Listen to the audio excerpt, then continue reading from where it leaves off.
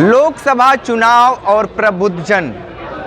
प्रबुद्धजन इस बार क्या करने जा रहे हैं। जिस तरीके से कहा जाता है कि डॉक्टर, अधिवक्ता और भी लोग हैं जो राजनीति को बहुत बेखूबी से समझते हैं। हमारे साथ हैं अखिलेश उपाध्याय, अधिवक्ता हैं, वरिष्ठ अधिवक्ता हैं। लोकसभा चुनाव को लेकर इनसे समझते हैं कि इस बार के लोकसभा चुनाव में क्या होगा, क्या मानते हैं इस बार के लोकसभा चुनाव में क्या कुछ नया होगा, क्या कुछ परिवर्तन होगा। नहीं, नया और परिवर्तन तो होगा ही। और इस चुनाव का सबसे बड़ा बात तो ये है कि इसमें मुद्दे दिख रहे हैं। विगत 1-2 चुनाव ऐसे हुए जिसमें मुद्दे नहीं थे, लेकिन ये चुनाव मुद्दे वाला है। ये चुनाव मुद्दे वाला है। दोनों पार्टियों का मैनिफेस्टो आ चुका है। आप दोनों मैनिफेस्टो देखते हैं तो किसका बेहतर समझते हैं? मैनिफेस्टो पे अगर बात करेंगे तो मैनिफेस्टो तो कांग्रेस का अब तक का सबसे बेहतरीन मैनिफेस्टो है। मैजिकल कहिए उसको, क्योंकि उस मैनिफेस्टो में 6 महीने के बच्चे से लेकर 90 साल के बुजुर्ग तक की व्यवस्थाओं के बारे में जिक्र है और उनके बारे में एक विजन है, एक सोच है कि हम ऐसा करेंगे। और जो हमारे माननीय प्रधानमंत्री जी, यशस्वी प्रधानमंत्री जी के मैनिफेस्टो में तो उनका फ़ोटो ही फ़ोटो है, बातें वहीं घिसी पिटी, कोई विज़न नहीं दिख रहा है। आपको अगर दिखता हो तो आप बताइए। नहीं, वो लोग इंडिया गठबंधन के तो मैनिफेस्टो सारे लोग देख रहे हैं, लेकिन भारतीय जनता पार्टी के लोग आरोप लगा रहे हैं तो वो तो बेहतर नहीं है, लोगों को उपयोग में नहीं है। वो उनका फ्रस्ट्रेशन है, क्योंकि उससे अच्छा, इससे अच्छा वो दे ही नहीं सकते हैं। और चूँकि ये मैनिफेस्टो इसलिए अस्तित्व में आया कांग्रेस का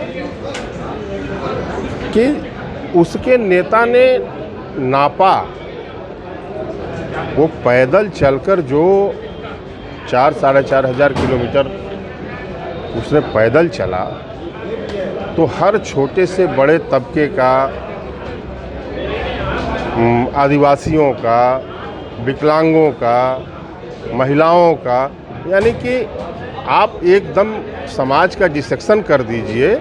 और डिसेक्शन करने के बाद जितने भी अंग हैं सब वो उनसे मिलते गए और सबके बारे में वो पूछता गया। मैकेनिकों का वो उसने देखा हाल, उसने जो है ट्रक ड्राइवरों का देखा, किसानों का देखा, नौजवानों का देखा, सबका देखा। देखने के बाद जो समझ में आया कि इन लोगों को कैसी कैसी और किन किन योजनाओं की आवश्यकता है और वो योजनाएं कैसी होनी चाहिए, उसका इसमें जिक्र है। पब्लिक के वेलफेयर के लिए एक राजा कर क्या सकता है या एक सक्षम व्यक्ति कर क्या सकता है, इसकी झलक क्या पूरा चित्रण है। झलक नहीं है, चित्रण है। इनके में तो कुछ नहीं है। फिर भी इतना सारे चीज़ होने के बावजूद भी भारतीय जनता पार्टी लगातार ये बता रही है कि हम 400 पार हैं। अपने मैनिफेस्टो भी जिस तरीके से जारी करने के बाद 400 पार, तो फिर अब कैसे उस पर रोक पाए? आज आप 400 पार कह रहे हो, आप पत्रकार हो, क्या प्रथम चरण के चुनाव के बाद ही ये 400 पार बोलना बंद नहीं किए हैं लोग? इस पे आपका ध्यान नहीं है कि अब 400 पार नहीं बोल रहे हैं। 400 पार का ख़त्म। अब इनको लाले पड़े हैं कि ये 200 आ जाएं, कि 200 आ जाएं, उसके लाले पड़े हुए हैं। अब ये एक टारगेट आप ये समझिए कि जैसे एक कारपोरेट है, एक फैक्ट्री मालिक है, उसका प्रोडक्शन 40% ही होना है, क्षमता उसकी 40 है, लेकिन वो टारगेट देता है अपने कर्मचारियों को कि देखो 70% टारगेट आना, ये टारगेट है 70% अचीव करना है। तो 70% वो जानता है कि जब हम 70% कहेंगे तो हमारा प्रोडक्शन 40% होगा। तो उसी तरह ये कारपोरेट की गवर्नमेंट है, कारपोरेट का झर्रा है काम करने का तरीका कारपोरेट का है। तो ये भी यहाँ चुनाव में भी कारपोरेट का सिस्टम ला दिए कि हम टारगेट सेट करेंगे 400 का, और उसके बाद जो है कहीं ना कहीं तो आकर हम अटकेंगे ही। लेकिन बहुत सारे लोग कह रहे हैं कि जिस तरीके से प्रधानमंत्री लगातार झूठ बोलते हैं, 100% झूठ बोलते हैं। 400 पे आपकी हम गिनती गिना देते हैं। तमिलनाडु, कर्नाटका,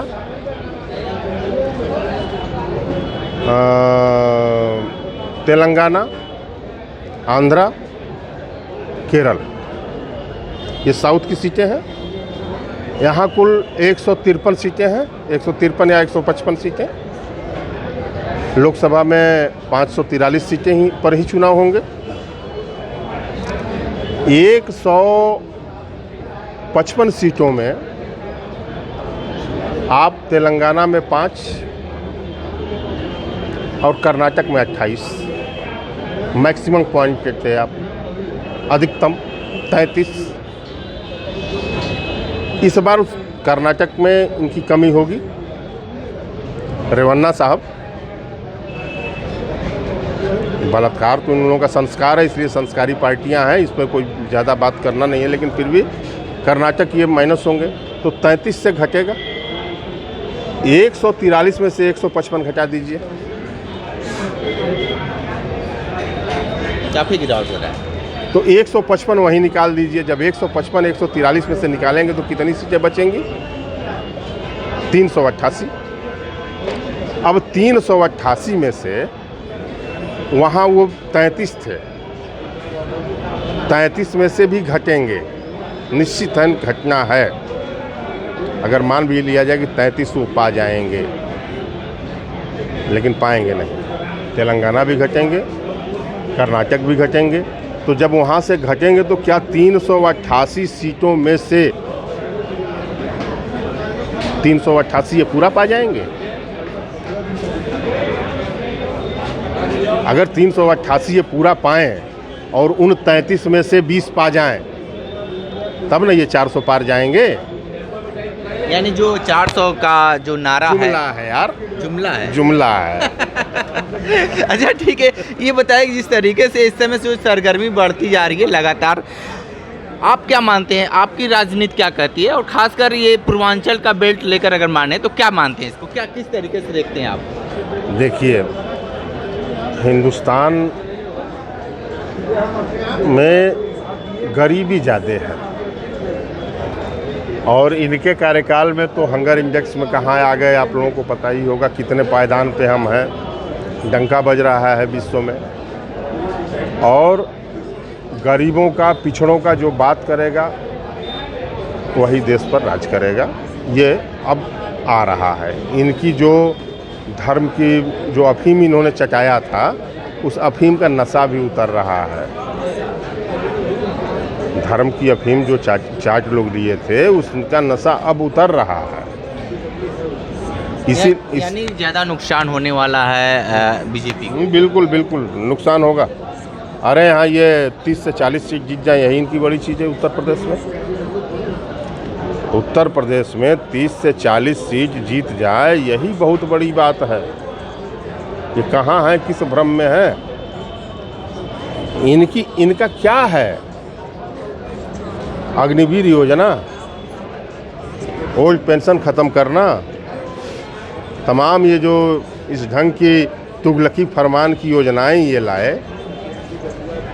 5 किलो राशन बांट के 80 करोड़ जनता को शर्म नहीं आती कि कहता है कि हम 80 करोड़ जनताओं को हम 5 किलो राशन दे रहे हैं? यानी तुम ये बता रहे हो कि 80 करोड़ जनता हमारी गरीब है।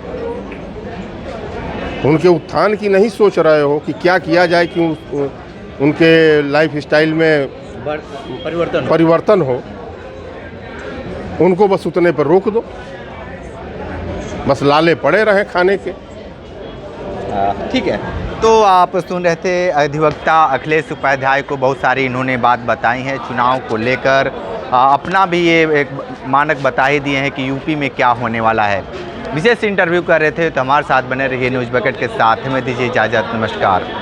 पेश है न्यूज बकेट हिंदी मासिक पत्रिका। पढ़ें इस महीने की पूरी खबर विस्तार से हमारे न्यूज बकेट की मैगजीन में। हमारी ई मैगजीन को मुफ्त में पढ़ने के लिए अभी लॉगिन करें www.newsbucket.in पर। इसके अलावा रोज की ताज़ा खबरों के लिए हमारे YouTube चैनल को तुरंत सब्सक्राइब करें।